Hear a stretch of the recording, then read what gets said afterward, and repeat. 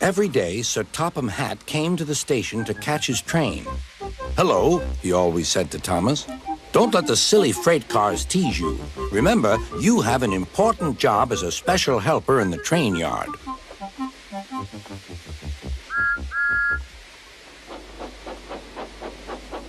There were lots of freight cars, and Thomas worked very hard pushing and pulling them into place. There was also a small coach and two strange things his driver called cranes. "That's the breakdown train," he told Thomas. "The cranes are for lifting heavy things like engines and coaches and freight cars." One day, Thomas was in the yard. Suddenly, he heard an engine whistling. "Help! Help!" A freight train came rushing through much too fast. The engine was James, and he was frightened. His brake blocks were on fire. "They're pushing me! They're pushing me!" he panted. "On! On!" laughed the freight cars, still whistling, "Help! Help!" Poor James disappeared. "I'd like to teach those freight cars a lesson," said Thomas the tank engine. Soon came the alarm. "James is off the line! The breakdown train! Quickly!" Thomas was coupled on, and off they went.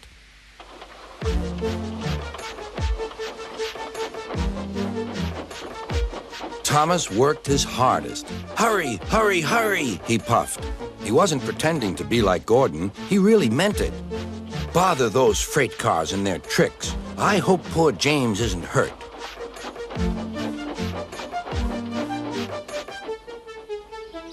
James's driver and firemen were feeling him all over to see if he was hurt.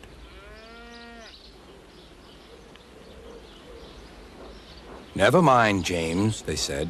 "It was those silly freight cars and your old wooden brakes that caused the accident."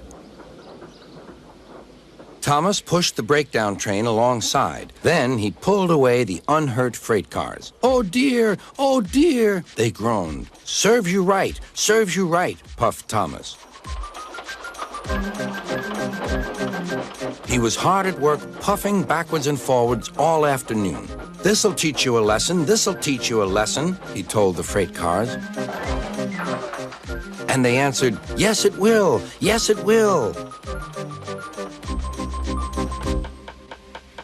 They left the broken cars. Then, with two cranes, they put James back on the rails.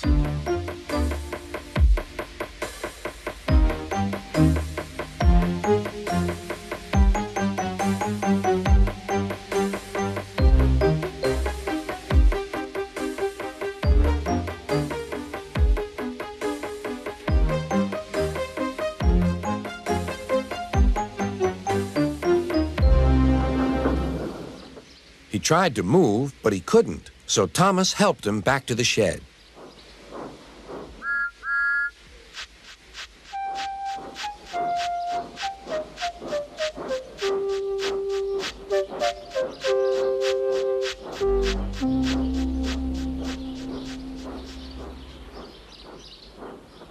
Sir Topham Hatt was waiting anxiously for them. "Well, Thomas," he said, "I've heard all about it, and I'm very pleased with you. You're a really useful engine. James shall have some proper brakes and a new coat of paint, and you shall have a branch line all to yourself." "Oh, thank you, sir," said Thomas. Now Thomas is as happy as can be. He has a branch line and two coaches called Annie and Clarabelle. He puffs proudly backwards and forwards with them all day.